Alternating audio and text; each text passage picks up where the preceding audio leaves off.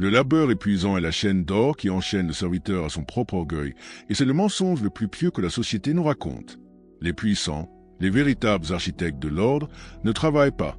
Ils observent la scène, manipulent les acteurs et attendent le moment propice pour déplacer leurs pions. La sueur est le destin imposé au corps, mais le commandement est réservé à ceux qui les dominent.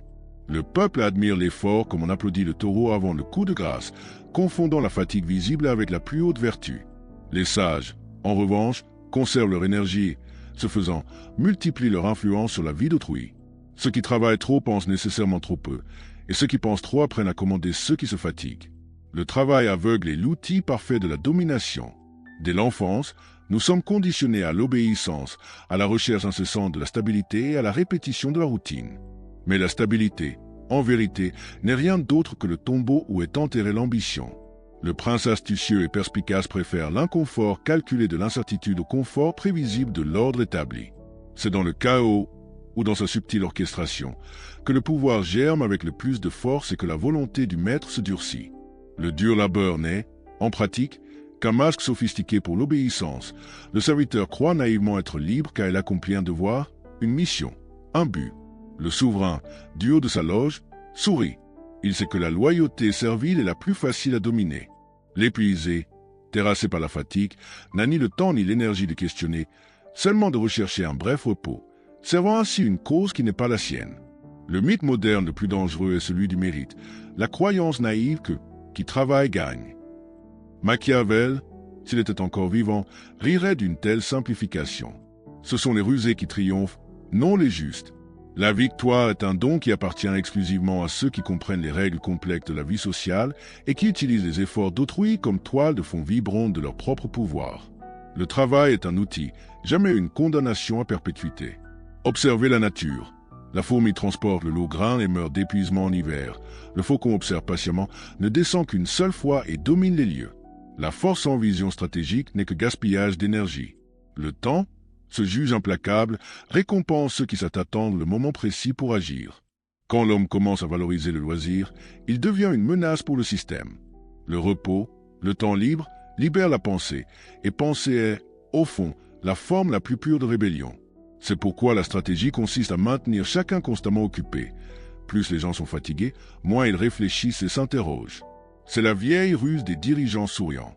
Le roi sage et calculateur dissimule soigneusement son repos, laissant le peuple le voir toujours occupé, afin qu'il l'imite dans son labeur incessant. Mais la nuit, tandis que tous dorment sous le poids de l'épuisement, il prépare ses coups. C'est dans le silence du loisir stratégique qu'il conquiert. Le repos n'est pas une faiblesse, mais plutôt le territoire secret et inviolable où le pouvoir aiguise ses lames les plus acérées. Les civilisations érigent des statues grandioses en hommage aux travailleurs, mais l'histoire ne retient véritablement que les penseurs et les stratèges. La sueur, aussi abondante soit-elle, s'évapore. Les idées, en revanche, demeurent et gouvernent. Le travail bâtit des murs physiques. La pensée fonde des royaumes et des empires durables. Carl Jung nous dirait que l'archétype du héros ne transpire pas, mais éveille plutôt l'ombre des autres, la force du travail des masses, afin de la dominer et de l'utiliser. Celui qui comprend cette dynamique maîtrise son temps. Celui qui ne la comprend pas ne fait que le remplir de tâches incessantes. Je ne méprise pas le travail nécessaire, mais y consacrer toute sa vie, c'est s'y perdre. Le feu est utile et puissant jusqu'au moment où il consume le forgeron lui-même. La sagesse réside dans la modération des efforts et la mesure judicieuse du désir. Le pouvoir appartient à ceux qui maîtrisent leur propre rythme, non à l'esclave soumis du temps. Les royaumes ne se construisent pas uniquement par la force physique, mais aussi par une perception aiguisée. Les forts imposent par la force brute, les sages persuadent par une persuasion subtile. Il est infiniment plus facile de diriger 1000 bras volontaires que de dominer un seul esprit éveillé et lucide. Le véritable souverain n'a pas besoin de donner des ordres à haute voix. Il crée un climat psychologique où chacun désire obéir et servir. Celui qui s'enorgueillit de sa propre fatigue est, inévitablement, un serviteur des louanges. Il travaille en quête d'applaudissements et de reconnaissance, non du fruit véritable de son labeur. Machiavel nous dirait, la vanité est le fouet de l'ouvrier moderne. En quête de reconnaissance sociale, il livre son énergie vitale au trône qu'il ignore. Les puissants, en réalité, exaltent le travail par-dessus tout. C'est de lui qu'ils tirent leur profit, surtout leur loyauté. Ils ont transformé un fardeau en honneur et la fatigue en médaille du mérite. C'est ainsi que des empires entiers sont domptés. Un esprit fatigué accepte facilement les vérités toutes faites qu'on lui impose. Un corps épuisé ne cherche qu'un repos immédiat. Il n'y a pas d'armée plus facile à contrôler dans l'histoire qu'une multitude d'ouvriers, pourvu qu'ils se contentent d'un minimum de sommeil et soient bercés par de fausses promesses de progrès. Ce n'est pas l'acte de travailler en lui-même qui a servi, mais plutôt la finalité imposée de l'extérieur. Quand un homme consacre sa vie entière à nourrir les rêves d'autrui, il se transforme en serviteur souriant. Le sage, en revanche, force ses propres motivations et objectifs. La liberté ne réside pas dans l'ampleur de l'effort déployé, mais dans la qualité du choix opéré. Le secret immuable du pouvoir est de paraître digne de l'exercer. Le souverain qui feint l'épuisement et l'effort attire immédiatement le respect. Le peuple l'imite, croyant partager le fardeau de l'égalité. Il ignore que le poids du roi n'est que symbolique. Son véritable labeur consiste à maintenir l'illusion sociale. Le travail est indéniablement nécessaire à la subsistance. L'obéissance aveugle est un suicide de la volonté. L'homme prudent prend le temps du calcul et de la stratégie, jamais par paresse. Le loisir est l'intervalle conscient où l'esprit observe la situation et décide du prochain coup. Celui qui maîtrise son temps maîtrise stratégiquement tous les hommes. L'horloge fut l'invention la plus subtile du pouvoir. Elle divisait la journée en segments, mesurait la productivité du corps, de ce fait, domptait l'esprit libre. L'homme sage ne vit pas au rythme des heures, mais selon un but précis. Le temps doit servir sa stratégie, non les conventions sociales. La gloire du travail acharné est un mythe récent, la maîtrise de l'esprit, en revanche, est éternelle. Les rois d'antan conquéraient par l'épée, les rois modernes par la structure des salaires et des échéances. La méthode a changé, mais l'essence du pouvoir demeure la même. Ceux qui comprennent véritablement les jeux du pouvoir façonnent la définition même du travail. Ils transforment l'obligation en outil et la routine en masque. Le prince moderne revêt l'humble apparence d'un serviteur pour s'assurer que personne ne le craigne ouvertement. Lorsque le pouvoir s'empare enfin du pouvoir, chacun jure avoir simplement travaillé dur. Aucun pouvoir ne perdure sans récit fondateur, et le plus efficace de tous est celui de la valeur de l'effort. On dit au peuple que le travail est une vertu, mais on dissimule que la vertu la plus utile au souverain est l'obéissance aveugle. L'Empire se maintient bien plus par des croyances profondément enracinées que par la force brute des armées. L'effort incessant aveugle le jugement. L'homme occupé n'a pas le temps de remettre en question les ordres reçus. Machiavel le savait, il est toujours plus facile de dominer celui qui ne réfléchit pas. La précipitation est la prison des sots. La véritable richesse naît de la perspicacité, non de la force musculaire. Le prince n'a pas besoin d'être puissant, il a besoin de paraître puissant. Le monde est un vaste théâtre, et le public épuisé travaille à soutenir la scène même qui le trompe et l'emprisonne. Le serviteur recherche sans cesse l'approbation de ses supérieurs, le souverain ne recherche que le résultat. L'amour des sujets exige des efforts et des soins constants. La peur, en revanche, se renouvelle chaque jour. Le système enseigne à l'homme à s'enorgueillir de sa propre servitude. Il récompense la ponctualité aveugle, exalte l'obéissance aveugle et qualifie de succès la routine incessante. Le peuple travaille avec plaisir, reconnaissant des chaînes dorées. C'est le triomphe suprême de l'illusion morale sur la raison. La force brute ne saurait vaincre le calcul stratégique. Le roi qui comprend la complexité du cœur humain gouverne sans épée.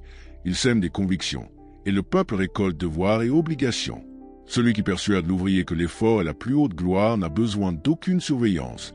Il veille sur lui-même avec fierté. L'homme libre mesure la valeur de son temps, non le poids de son effort. Il travaille quand il le veut et pour son propre intérêt, non par obligation. Le serviteur croit que la liberté viendra après l'épuisement.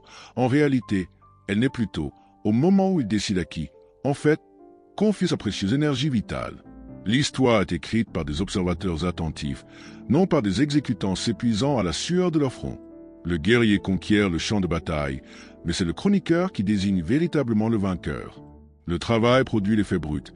La pensée stratégique crée les vérités qui façonnent des générations obéissantes. Le souverain avisé use d'espoir plus que de châtiment. Il promet un avenir glorieux et, en retour, obtient une loyauté totale dans le présent. L'effort perpétue la servitude. Épuisés, croyant à un lendemain promis, ils oublient le présent qui leur est dérobé. Travailler dur est un rituel de foi en un Dieu du mérite, un Dieu sot qui n'écoute que ceux qui transforment l'effort en influence et en pouvoir réel. Le sage travaille peu, mais chacun de ses gestes est calculé pour infléchir les destins. Le pouvoir naît d'une observation lucide. L'homme ordinaire travaille, le sage observe l'ouvrier. Le secret n'est pas d'en faire plus, mais de prédire avec exactitude ce que feront les autres. L'esprit qui entrevoit l'avenir gouverne sans avoir besoin d'élever la voix. La société vénère l'effort car elle craint profondément l'intelligence. Les personnes pensantes sont difficiles à guider, aussi les comblent de tâches, d'objectifs et de distractions incessants. L'homme croit progresser uniquement parce qu'il actionne des rouages qui, en réalité, le consument. L'art de commander consiste à faire désirer au peuple ce qu'il a servi, à le faire travailler avec fierté et à le pousser à se livrer à une compétition acharnée pour savoir qui peut s'épuiser le plus. Le souverain distribue des médailles invisibles et le peuple se bat avec enthousiasme pour les obtenir. Machiavel concluait « Celui qui domine l'imaginaire populaire domine le corps ». Et Jung nous rappelle que, par le biais des archétypes, le pouvoir projette la persona du leader fort, masquant l'ombre manipulatrice qui agit dans l'ombre. Le travail n'est utile que pour le produit final et non pour faire croire au serviteur qu'il est indispensable. Le serviteur épuisé appelle son épuisement le destin, le maître, l'investissement d'autrui. L'erreur fatale de l'ouvrier est de confondre mouvement incessant et progrès réel. La vitesse est une illusion créée par le pouvoir. Le peuple court après le temps perdu. Le souverain utilise le temps comme monnaie d'échange. Les nations disciplinées sont, par définition, les plus contrôlables. La vertu d'obéissance est la sœur jumelle de la soumission. Le désordre calculé engendre des idées nouvelles. La routine, quant à elle, ne produit que des habitudes et une servitude élégante. Quiconque ose remettre en question le caractère sacré du travail est aussitôt qualifié de paresseux et ridiculisé. Le système se protège en assimilant la pensée à une faiblesse. Penser est, par essence, l'activité la plus dangereuse qui soit. La véritable richesse réside dans la maîtrise de ses propres efforts. Elle n'est noble que si le fruit de ses efforts est le sien. Ceux qui peinent sans cesse pour les objectifs d'autrui ne récoltent qu'une lassitude vaine. Les sages choisissent leur maître avec la plus grande prudence, ou mieux encore, deviennent l'un d'eux. Le véritable pouvoir ne craint pas la révolte armée, il craint la lumière. Le rebelle peut être vaincu, le lucide ne sera jamais soumis. Le dur labeur occupe les mains, mais étouffe la lucidité de l'esprit. La servitude moderne est volontaire et se part de costumes et de cravates. Qui contrôle les mots contrôle les actions. Le travail est devenu la vertu suprême, et le repos, la paresse et la culpabilité. La ruse du système ne consiste pas à contraindre, mais à faire désirer à l'individu le fardeau. La servitude heureuse et fière est celle qui dure le plus longtemps. Le souverain guide le libre arbitre, mais n'offre que des choix prévisibles, donnant ainsi au peuple l'illusion de la liberté de les faire. Rien n'est plus utile pour se maintenir au pouvoir qu'un peuple épuisé. La fatigue diminue le désir et la rébellion. Les épuisés rêvent de vacances et de repos, jamais de révolution. Le serviteur travaille par peur, devenant prévisible. Il travaille par vanité, éternellement esclave de l'approbation. L'homme libre connaît ses limites et les utilise comme armes. La maîtrise de soi est la seule souveraineté légitime. Les puissants exploitent la psychologie de l'espoir, ils distribuent des miettes et promettent des festins futurs. Le peuple travaille sans relâche, bien plus qu'il n'est payé. L'avenir est le grand fouet. La productivité est le dogme moderne. Elle mesure l'exécution des tâches, non la sagesse appliquée. L'homme est devenu une machine utile, mais seulement lorsqu'il produit. Machiavel l'aurait dit clairement, un serviteur fatigué est bien plus fiable qu'un sage reposé. La société exalte la hâte et les délais serrés. Penser, c'est faire une pause, c'est subvertir. Le pouvoir préfère toujours le bruit assourdissant du travail au silence, dangereux de la conscience. Les civilisations qui idolâtrent l'effort finissent par succomber à l'épuisement intérieur. La chute commence dès l'instant où le peuple confond la simple survie avec le sens de la vie. Travailler dur est la vertu des obéissants, jamais celle des commandants. Le pouvoir naît d'un calcul froid, non de l'épuisement. Celui qui contrôle le temps et les désirs d'autrui contrôle tous les corps. Le travail est un voile, derrière, la volonté du maître se manifeste. La première liberté est la conscience éveillée. Celui qui perçoit la tromperie du système frappe, le pouvoir s'arracine. Le système craint l'homme lucide. Il ne travaille que par choix, et le devoir imposé devient un instrument de domination. Se libérer du mythe, ce n'est pas abandonner le travail, mais en changer la nature et le but. Le sage recherche des effets stratégiques, non de simples tâches. Le serviteur mesure la sueur, le prince, les résultats. Le monde appartient à ceux qui délèguent. Le général ne porte pas les armes, il choisit ceux qui les portent. Le pouvoir réside dans l'utilisation intelligente des efforts d'autrui, jamais dans le sacrifice personnel. L'œuvre du sage est invisible, elle semble être de l'oisiveté, mais c'est elle qui fait avancer les empires. Ses armes sont les mots, les gestes et, surtout, le silence. L'influence est plus efficace que la force, le sage, assis et serein, déplace des montagnes sans soulever de poussière. Machiavel conseillerait, ne paraissez pas être un simple exécutant, paraissez indispensable. L'effort est toujours remplaçable, l'esprit stratégique, jamais. Celui qui comprend sa valeur intrinsèque ne la prouve pas par le tic-tac de l'horloge. L'esprit libre agit avec intention, avec un but précis. Travailler moins exige de la maîtrise, de la discipline pour ignorer les distractions et du courage pour refuser les exigences vaines. La force doit être sélective. Le sage choisit avec soin ce qui mérite son temps. Le serviteur vit dans la précipitation et l'agitation. Le sage vit préparé. La hâte est fille de la peur, le calme est le fruit de la certitude. Le pouvoir ne réside pas dans la course, mais dans la capacité à savoir précisément quand marcher ou s'arrêter. L'élévation ne provient pas du travail lui-même, mais de la conscience de sa raison d'être. L'ignorant cherche à se nourrir, le lucide cherche le sens. L'action intentionnelle devient une arme de domination, l'effort conscient est la révolution silencieuse. Le sage ne recherche pas des applaudissements vains, mais une influence durable. Il travaille en silence, et ses effets se font sentir pendant des générations. Le serviteur crie ses efforts, le prince, silencieux, récolte le respect. Le pouvoir réside dans le silence qui domine le bruit. Celui qui maîtrise son temps, son silence et son objectif devient intouchable. Le système ne peut contrôler ceux qui refusent de se battre pour des miettes. Le plus grand pouvoir est de refuser de jouer le jeu et de gagner malgré tout. Le repos stratégique est l'art suprême des rois. La force brute s'épuise. Le pouvoir subtil se multiplie. Convaincre 10 personnes avec une seule idée vaut mieux que d'en convaincre une seule en 10 jours d'effort. L'esprit inspirant est plus redouté que le bras exécutant. Le dirigeant suggère et fait désirer aux autres exactement ce dont il a besoin. La volonté d'autrui devient une mission. La manipulation est l'art des passions humaines. Le sage répartit les tâches en connaissant les aspirations profondes de chacun, sécurité ou reconnaissance. Il cultive le mystère, le prévisible est ignoré, l'énigme inspire le respect. Un silence calculé est plus éloquent que n'importe quel cri. Le prince ne montre pas ses efforts, il montre le résultat indéniable. Le peuple a davantage confiance en une tranquillité apparente qu'en une sueur visible. Le calme est le parfum subtil du pouvoir.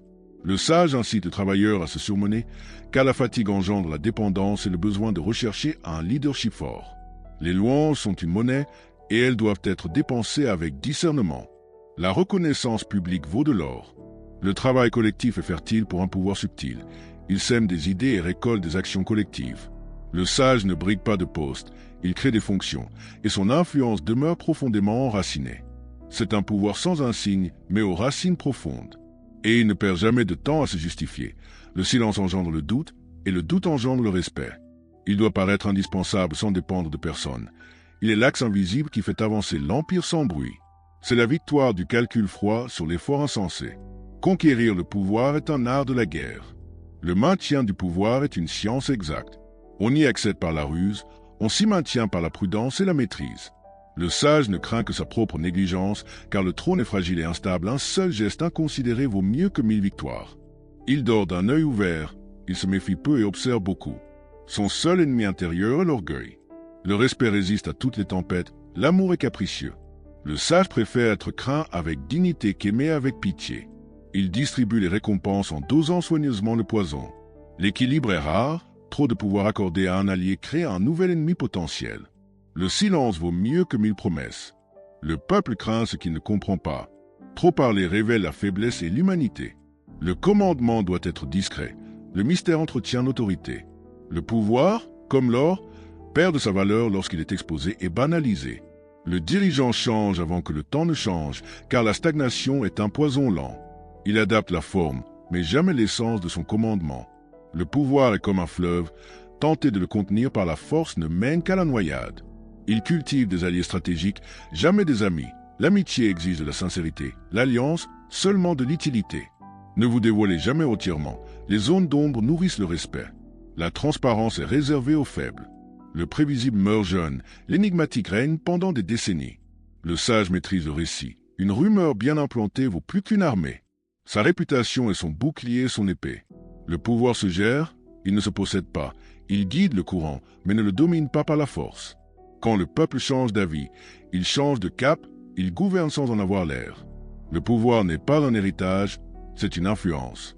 Les titres peuvent se perdre, une idée puissante demeure. Même absente, elle est présente dans les esprits. Le corps disparaît, l'exemple, la stratégie, gouverne. C'est l'immortalité du stratège. La succession met le pouvoir à l'épreuve. Le dirigeant faible ne forme que des disciples, le sage, des héritiers avisés, capables de poursuivre l'œuvre. L'empire d'un seul homme est voué à l'échec. L'empire d'une idée survit à son créateur. Ne vous fiez pas à ceux qui manquent d'ambition. Le désir est l'étincelle de l'action. Le sage évalue la taille de son adversaire. Le petit, il l'utilise. Le grand, il l'élimine préventivement. L'histoire vénère la ruse, jamais la générosité. La bonté est admirée, mais l'intelligence est obéie. La clémence est belle, le calcul, éternel.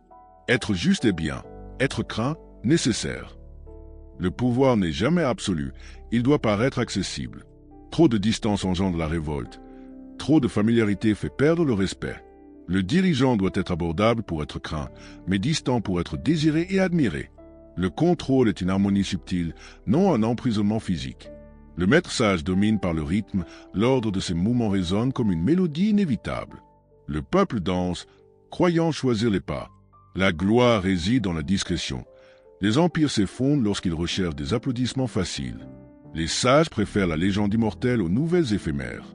La gloire est instantanée, l'héritage est une ère. Celui qui a besoin d'être vu a déjà perdu une partie de son pouvoir. Le maître sait quand se retirer. La victoire n'est pas toujours célébrée immédiatement. Une retraite stratégique préserve davantage qu'une attaque précipitée. Les impatients conquièrent des territoires temporaires, les sages conquièrent le temps, la monnaie la plus précieuse du destin. Le pouvoir réside dans l'absence, le manque engendre la valeur. La présence banalise, la rareté consacre. Le soleil doit se coucher pour que sa lumière soit remémorée et désirée le lendemain. Le triomphe ultime est de maintenir l'empire des idées après avoir quitté le trône. Les idées commandent sans le corps, c'est la forme pure du pouvoir. Le serviteur meurt épuisé et oublié. Les sages survivent aux décisions que leurs disciples continueront de prendre. C'est la domination éternelle. Le travail acharné est la plaisanterie favorite des puissants, un moyen de distraire leurs subordonnés. L'effort visible soutient un pouvoir qui agit dans l'ombre. L'élite comprend que le travail n'est qu'un théâtre.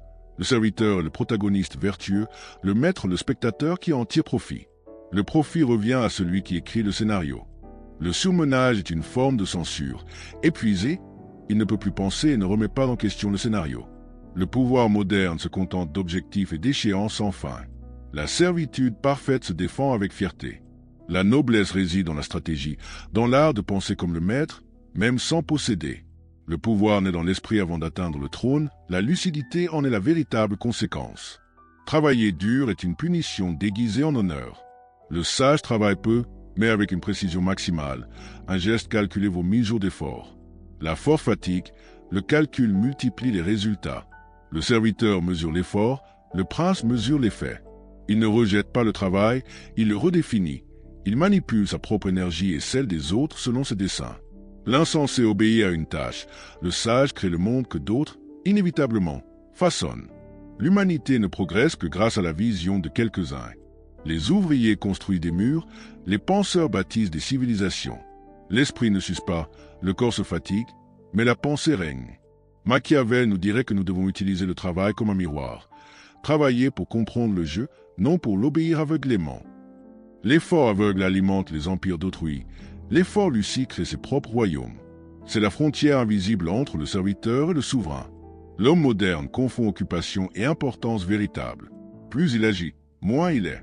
Le sage agit peu, mais donne du sens à chaque action. Le pouvoir réside dans le fait de faire ce qui est juste, au moment précis. La précipitation multiplie les erreurs, le calcul immortalise les résultats. Le dur labeur est une plaisanterie, et le sage rit de la sueur des autres.